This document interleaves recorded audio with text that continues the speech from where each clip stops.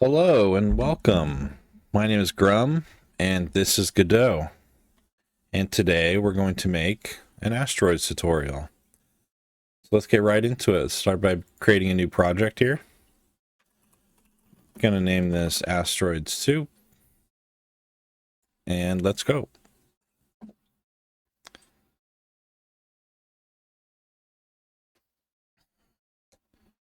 So right off the bat here, let me just talk about my editor. I have all my docs over here on the left side.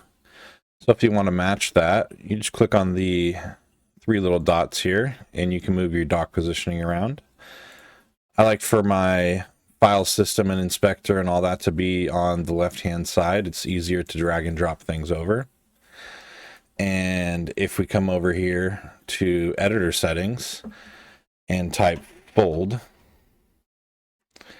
and go to the inspector tab here, I like to have disable folding turned off so that when you have a node selected, all of the tabs are unfolded for you automatically. Also, if we come to manage editor features, you can come in here and let me select 2D here. You can turn off 3D editor, the asset library, and the game view. And also, if we scroll down here, you can turn off all the 3D nodes. So we're not going to be using any 3D, so it's just nice to hide all that stuff, have it out of the way. And let's get right into it with some project settings. So if we come here to project settings, let's go to window. We're going to make this window 1920 by 1080. And come down here to stretch mode. And we'll do canvas items. And then if you come to rendering textures, let's turn that to nearest. And then one more setting just for later on, let's type HDR 2D, click on viewport, and let's turn HDR 2D on, because we're going to be using some world environment stuff, and this is required so that the glow works properly. It says down there, it says, this allows rendering to take advantage of effects requiring high dynamic range, e.g. 2D glow, as well as substantially improve the appearance of effects requiring high detailed gradients. So we're going to need this for the 2D glow we're going to put on the game later. Also, while we're in here, let's go to input map and we'll add some inputs in here. So let's do rotate right, add that, rotate left, thrust. Let's add start and pause as well. So for rotate right, let's have that be D. For rotate left, let's have that be A. For thrust, let's have that be W. For start, let's have that be S. For pause, let's have that be escape. And we're going to need one more in here, shoot. And for shoot, let's have that be spacebar. So now we got some inputs that we can play around with in here. And that should be good for now. Before we get started with starting our first scene, let's go ahead and drag in our assets, just so they're already ready for us to go. So we have an assets folder in here with audio, sound effects. We got all our sound effects in here. We got our sprites. We have the bullet sprite, the star sprite, particles, and then this bullet PNG here as well. Now, this explosion particles and this particle 1 are actually the same as star 1 and star 4, so I'm going to actually get rid of those. We're not actually going to need those. They're just duplicates.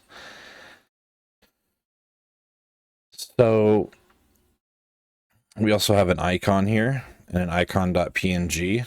So really quick, if we go back to our project settings, we can set that icon up.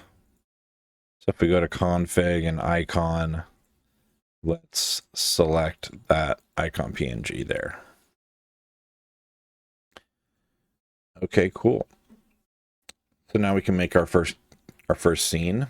We'll just make it a node. We'll call this game. So this is where all of the game is going to happen. And we can make a new folder in here to save that under source. And then create another folder and name that game. And then we can just save that. So now we have our main game scene. We can actually go to project settings one more time, go to run, and main game. We can set this game scene to be the main scene that runs when we start our program.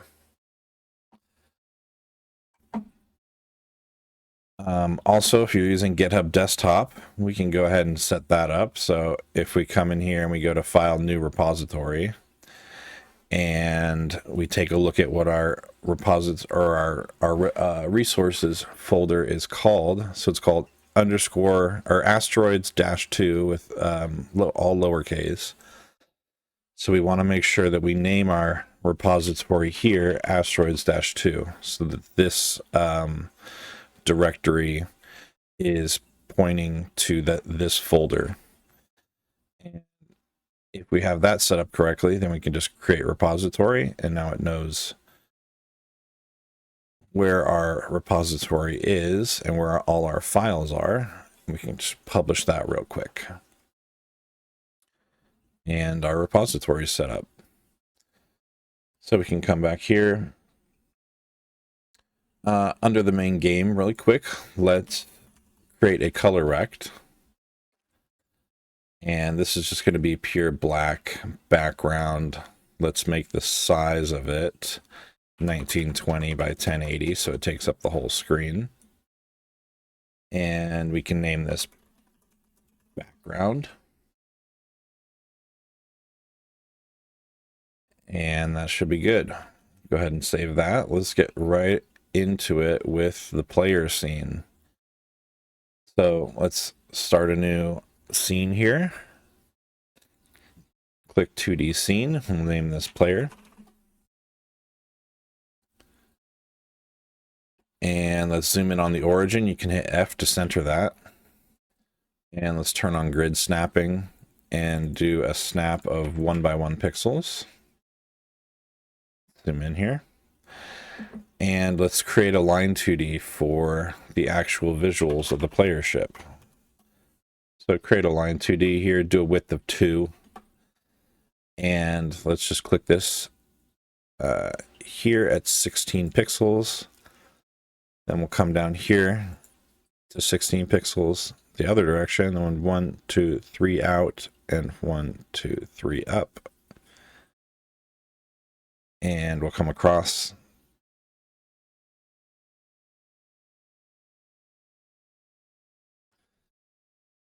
Then let's use this edit points button up here to put both these points on top of each other. And there we go. We got our ship already. So let's name this line 2D ship.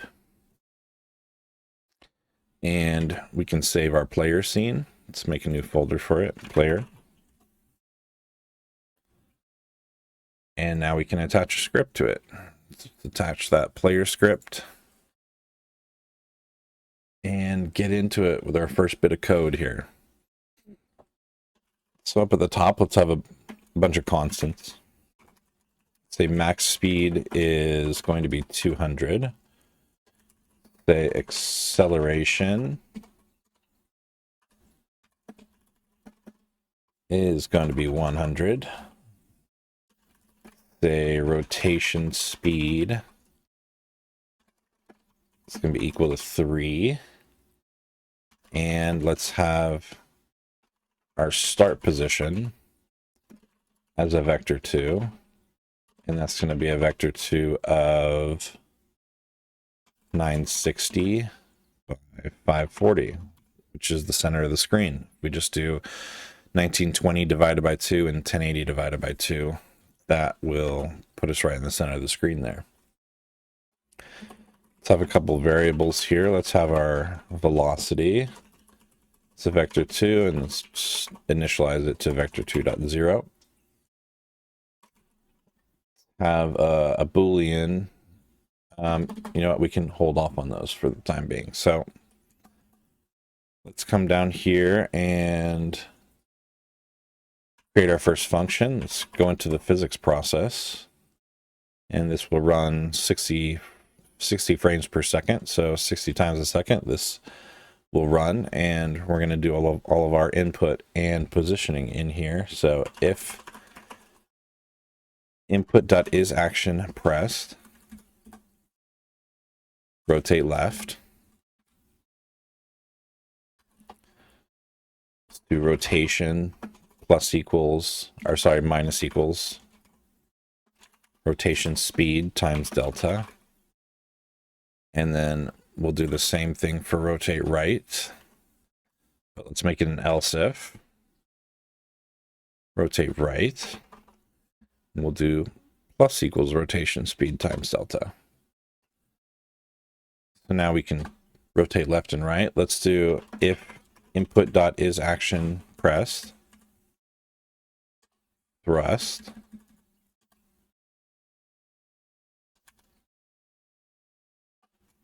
say var direction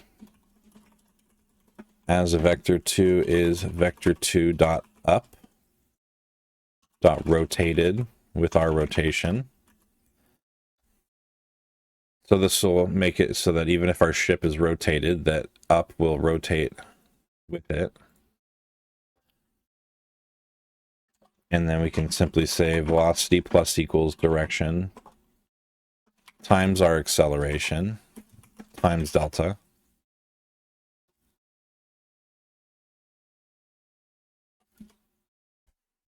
And that should get us moving. So now let's check for the max speed here. So if velocity.length is greater than max speed, then velocity equals velocity normalized times our max speed.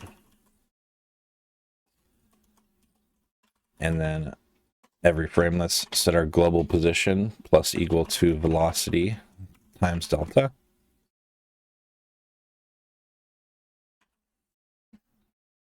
And that's all we're going to need to get moving here. So let's go to our game and add our player as a child scene, instantiated child scene there. Got our player. Let's set his initial position as well to that 960 by 540, was it? Let's do 1080 divided by 2. Yeah, 540. And that should put us right in the center of the screen. And let's test this out. Make sure everything's set up properly.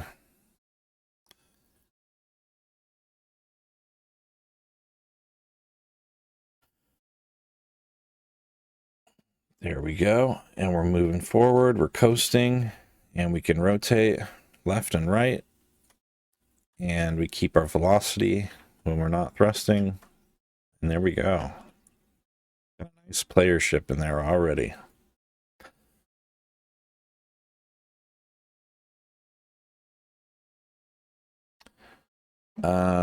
Next thing here, let's set up an auto load. So let's add a folder here, name it auto loads, and create a script under that folder, and we're going to name this globals. Let's open that script up, and let's make sure we go to project settings, globals, and add that script to our globals here. And we can add that. So now this script is accessible in every other script in our game here. And since we're going to need to handle the screen wrapping on multiple different scenes, if we just make it a global autoload function, then we can reuse this same code throughout our project instead of having to rewrite it over and over. We can just have it in one place and reuse it. So let's make a function here, handle screen wrap. And this is going to take a node 2D. And in here, let's grab the screen size.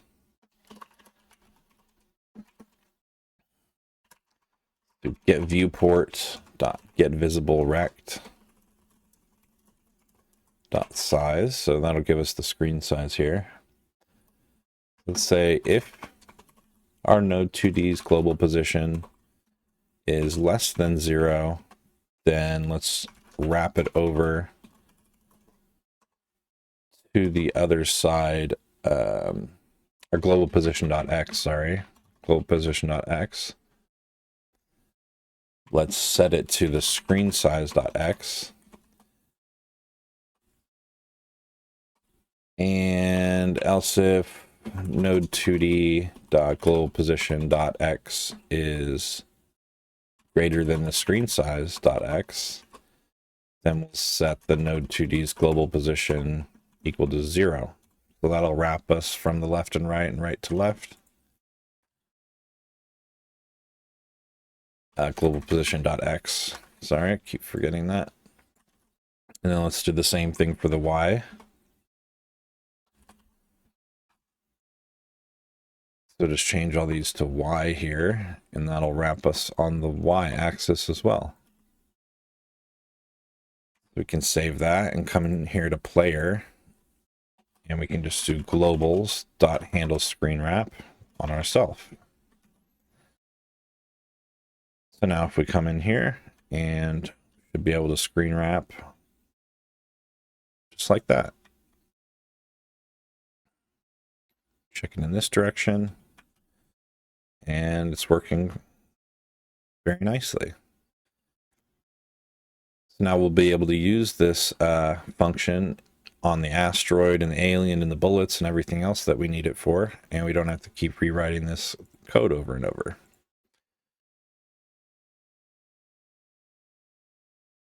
So let's work on getting the player firing bullets. So let's create a new scene here. Let's make this an area 2D. And under that area 2D, we can create a sprite 2D and click on the area again, and we'll create a collision shape 2D. And for the sprite, let's go ahead and grab that bullet sprite that we have and drag it into textures here. And for the collision shape, let's make a new circle shape and turn on snapping. Drag that down to match. So now let's click on our area 2D itself. And for the mask, we're going to turn off layer 1, and we're going to name layer 1 bullet. So now the bullet is on layer 1, collision layer 1, that we named bullet. And it doesn't need a mask because we're going to have other things detect it. So the mask is always what layers this area 2D is looking for collisions on. But our other objects will handle the mask for this bullet. We just need it to be on layer 1. And let's also create a GPU particles 2D. Let's set the amount to 32. Let's set the texture to *6. Let's turn the lifetime to 0.25.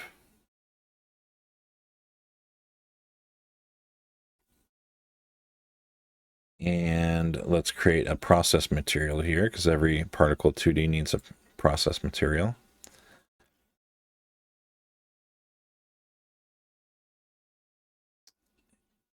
And under direction here, let's put 1 in the Y direction.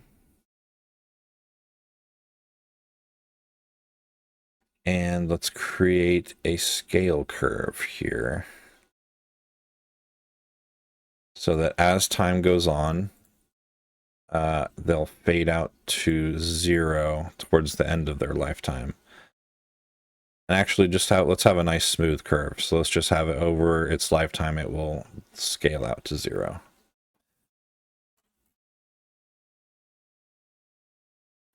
And that should look good.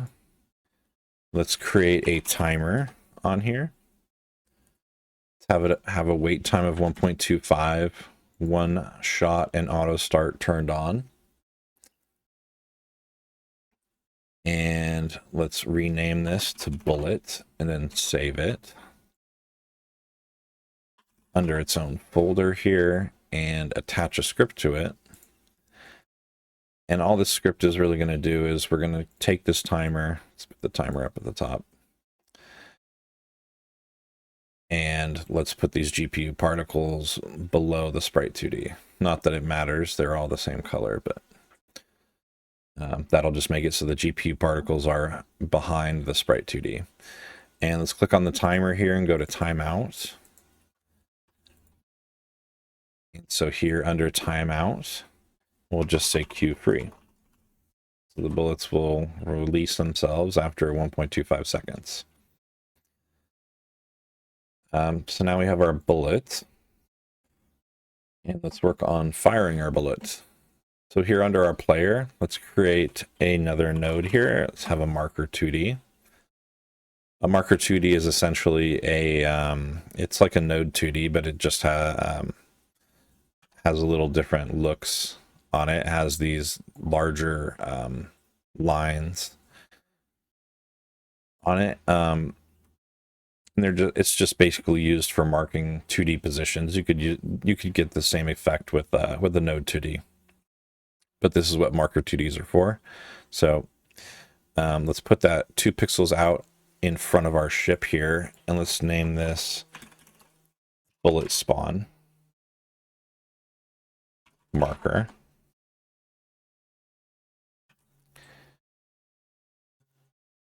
And let's do access as unique name on that. And we can come in here and drag and hold control and drop that in, and that will make a ready var for us. And let's statically type this as a marker 2D.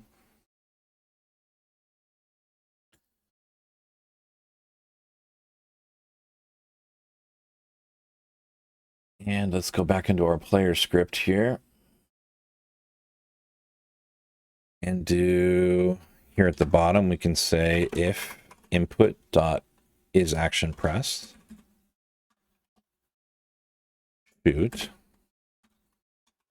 let's shoot.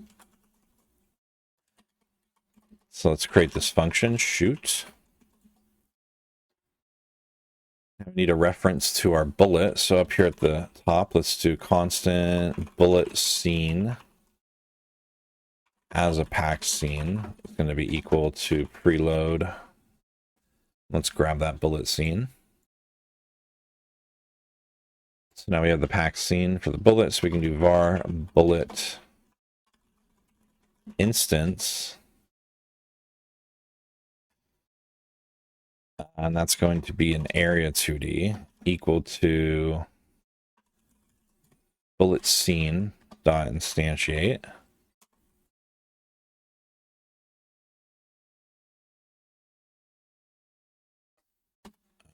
Don't know what happened there. Instantiate as an area 2D. And just giving this as area 2D, this is going to give us autocomplete on our bullet instance. So it's just nice whenever you instantiate something to tell Godot what it is.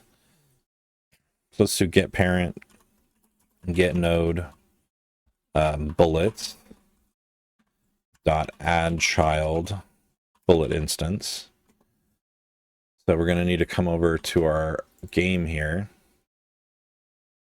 Computer's lagging a little bit. Excuse me. Let's come to our game here. So this is the parent. If we do get parent, it's going to give us the game. And then let's add another node 2D here. And we'll name this bullets. I might need to restart my computer. My computer's lagging a little bit here. So we have get parent, get node bullets. So we're going to add all the bullets to this bullets node 2D here.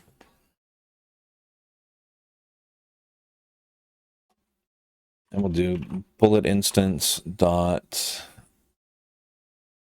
init with the vector2 dot up dot rotated with our ship's rotation. So we're going to need another function here in our bullet. And we're going to actually need a little bit more in the bullet than I remembered here. So more than the timer. We're going to need a few more things in here, but real quick, let's do function init. And this is going to take a direction. Let's call that dir for direction, vector2. And we're going to say, we're going to have a direction up here as a vector2. And we'll set that to vector2.0 for the time being. And we'll say direction equals direction, so that we can initialize that direction from outside of this script. And let's finish up this player script before we go and write the bullet script. So that's our direction for our bullet setup. Let's do bullet instance.global position. It's going to be equal to the bullet spawn marker global position.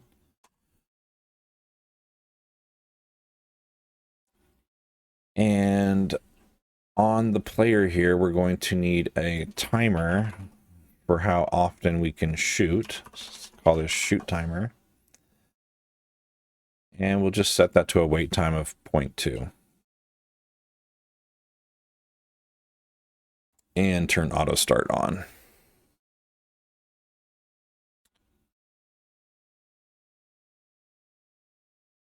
And one shot on as well.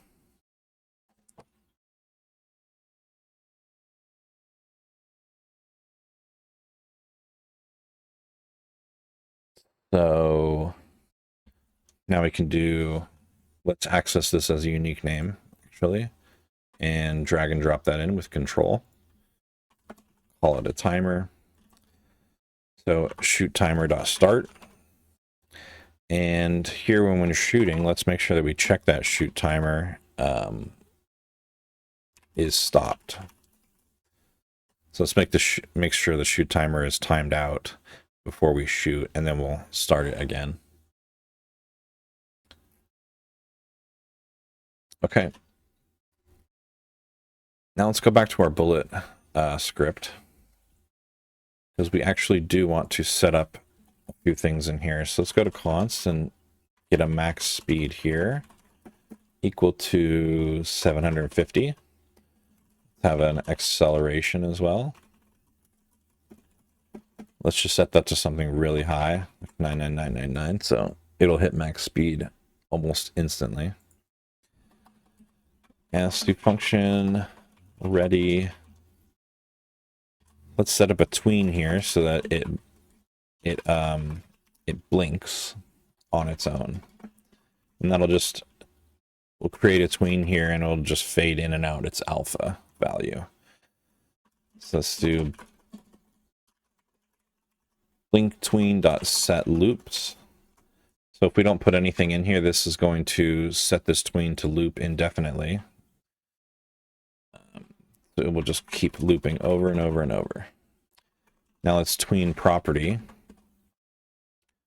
on ourself, and we're going to tween our modulate A,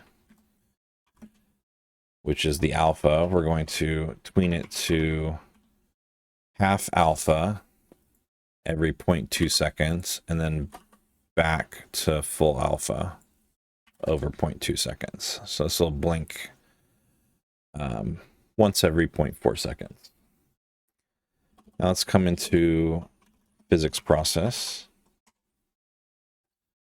And let's do velocity plus equals direction times our acceleration times delta. And we can say if velocity.length is greater than our max speed, then velocity equals velocity normalized times our max speed, same as our ship. And then global position plus equals velocity times delta. And velocity is not initialized here, so let's put that up at the top. There we go. Now we have a velocity. And then finally, we can go to our globals and handle screen wrap on ourselves. So we don't have to write that code over and over. And there we go. Bullets all set up. So now we should be able to shoot already. So we have shoot on spacebar, and that's shooting. It's creating a bullet instance and setting its direction and position. And there we go. Now, I don't like the GPU particles. I think we need more of these. Let's do 128. Let's see how that looks.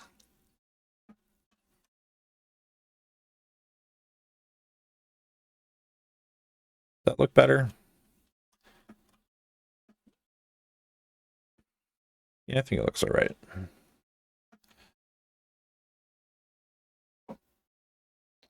Okay. I think what's wrong on this is the fixed FPS. Let's turn that to 0 and turn interpolate off here. I think, yeah, there we go. That's way smoother. Oh, that looks way better. Let's turn down the lifetime to 0.2 so that there's more of a gap between each bullet. There we go. That looks much better. So yeah, it was having an FPS issue there. So turn that off and that'll make it look much better. Probably don't even need as many particles anymore. Let's try that. Yep, 32 particles is fine. Okay.